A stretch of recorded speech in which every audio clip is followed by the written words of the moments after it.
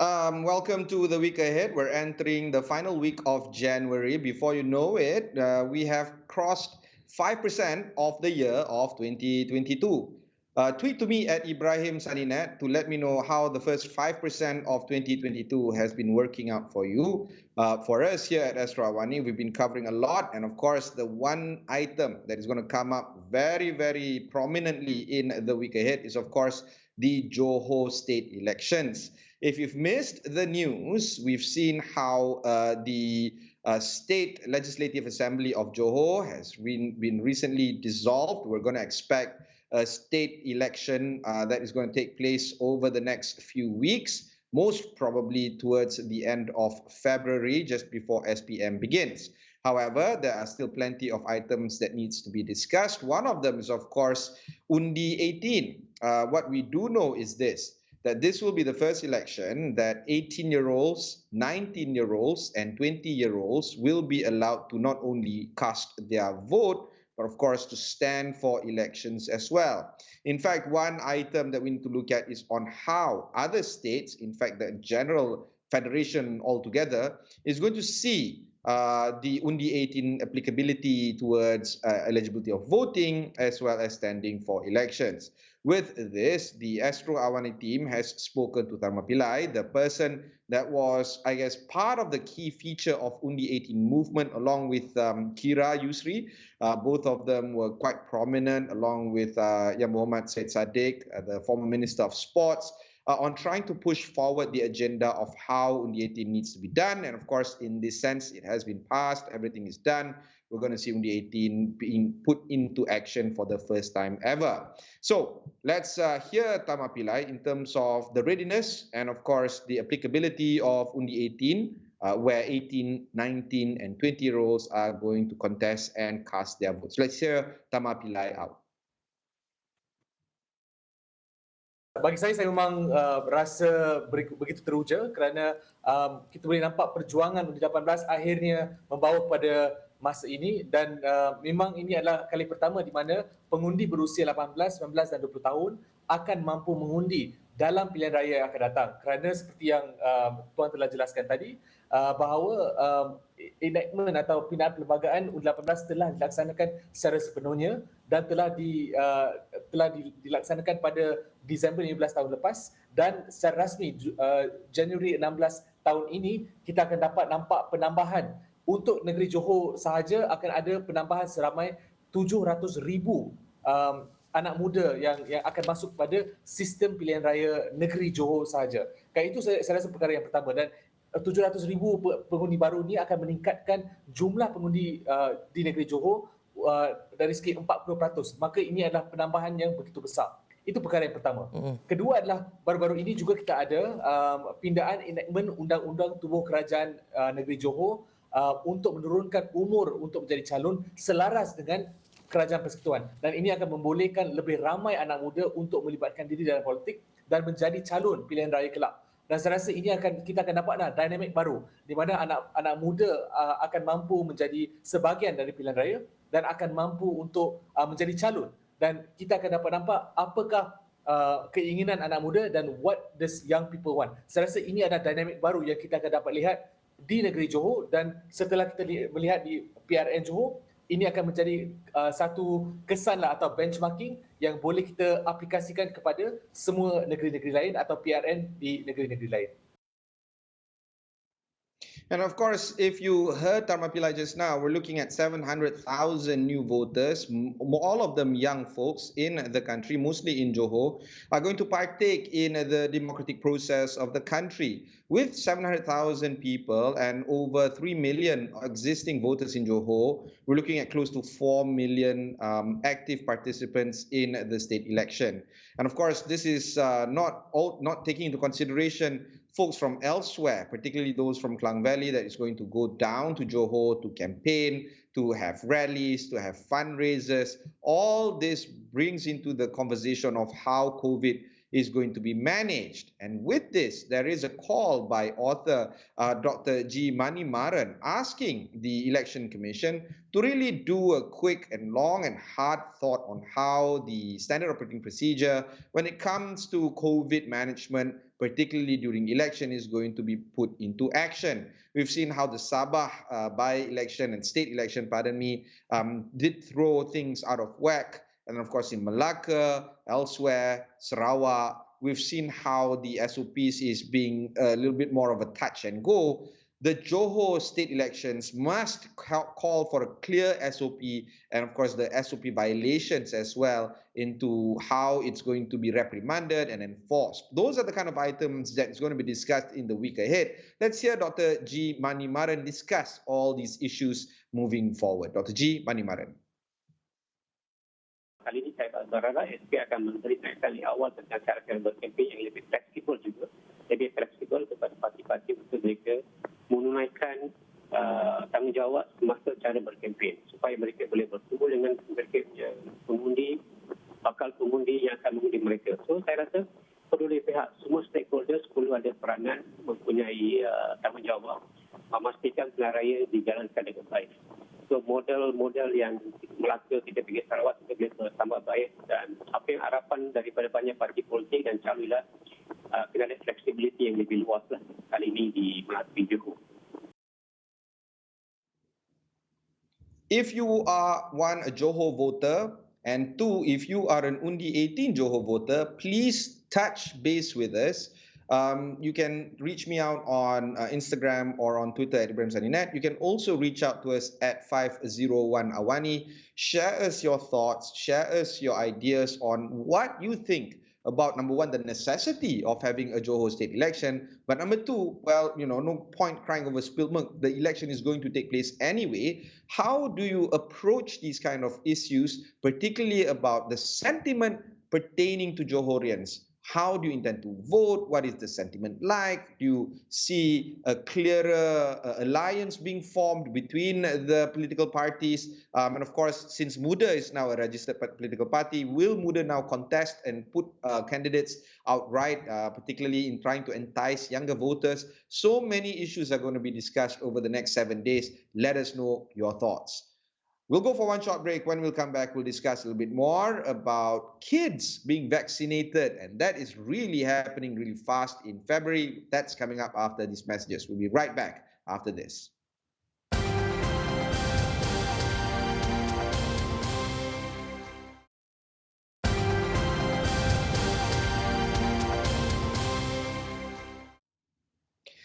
Welcome back to The Week Ahead, a show that shall explore some of the key items that will take place over the next 7 days. My name is Ibrahim Sani. We're still doing a work from home for this show. Of course, this is something that is already a norm for many of you. What is also going to be a norm moving forward is trying to get a lot of Malaysians, young and old, vaccinated. Right now, we're looking at over 79% of Malaysians, total population, having received at least two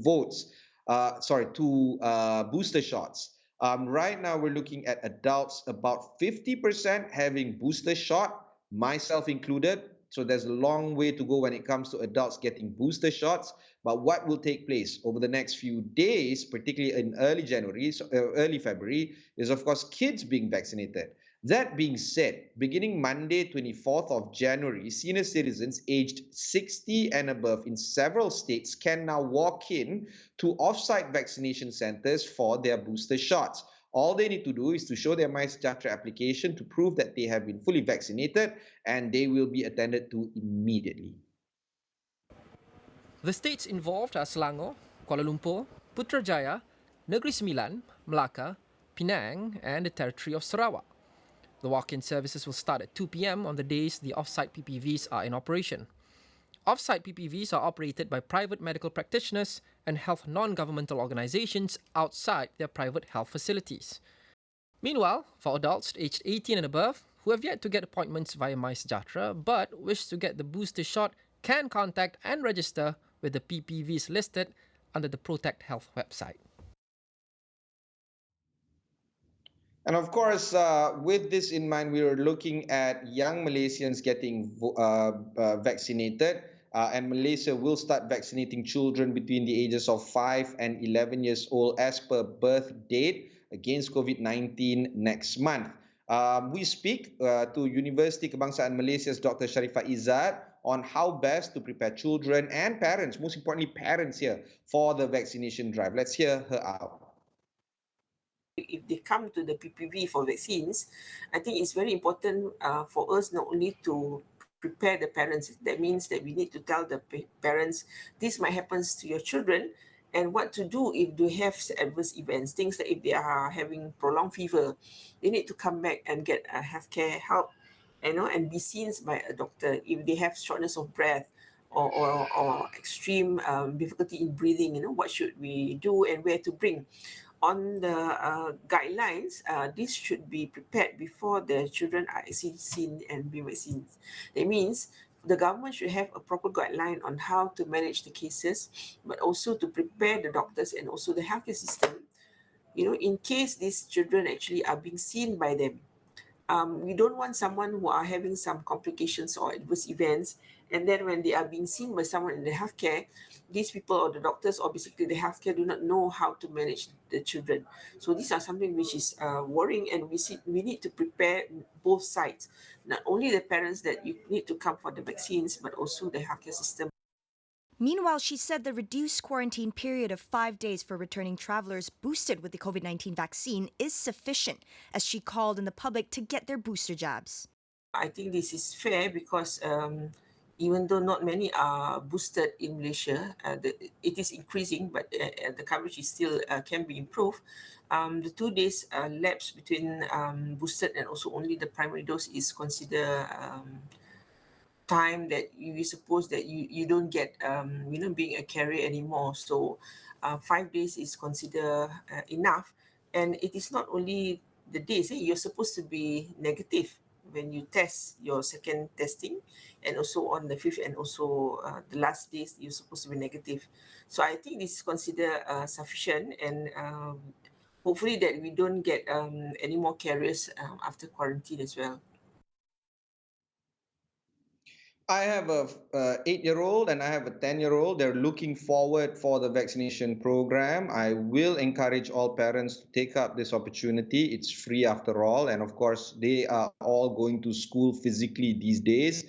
It's important to get everybody vaccinated. I know that the health minister, Khairi Jamaluddin, did say that the concept of herd immunity is no longer applicable considering that the new variants are all abound, but it still is important to get everybody vaccinated to the best of the nation's capability. So please, if you have children aged between 5 and 12, please get them vaccinated. Now, in the meantime, the government is indeed in the midst of preparing the National Recovery Plan 2.0. This is, of course, as Malaysia begins to transition from taking the pandemic of COVID-19 into endemicity. Here in an exclusive, we speak with former Premier Tan Sri Muhyiddin Yassin in his capacity as the head of the National Recovery Council.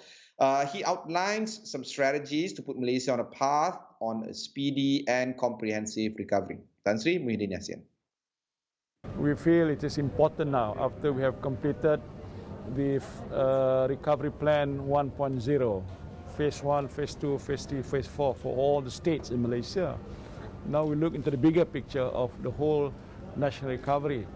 That is why we have decided at the Recovery Council to initiate this, basically to form a study team, task force, to prepare this plan, National Recovery Plan 2.0. That will be all-encompassing, extensive, deep, into looking into how we are going to move forward for this year and the coming years. How fast can Malaysia recover? Which are the sectors that will boost the recovery? Which sector will take a bit more time because they have a lot more issues and problems to address. So I said once that is done, we will then present. But also at the same time, it's not just about going back to what we want to do 2019 before, but also to take this opportunity to use this plan as a platform to jump forward, leapfrogging in front, so that because what we have not achieved is to be a newly developed nation by 2020. That has passed for 2 years ago. Can this plan be another, what I call a push to achieve that target or even beyond? So how long does it take? 3 years, 5 years? That's something which I believe important for us to draw. When that is done, then I think we will then have a clearer picture, not only for industry, economy, but of course other sectors as well, what is in store, and to be more confident that Malaysia is on the right track to be able to achieve those things within the timeline or milestone that we have set. So that's what I am proposing, and I hope that it will be done very soon, and that will be a guiding factor for us to get over these issues of the pandemic. We'll go for one more short break before we discuss some of the economic issues surrounding next week.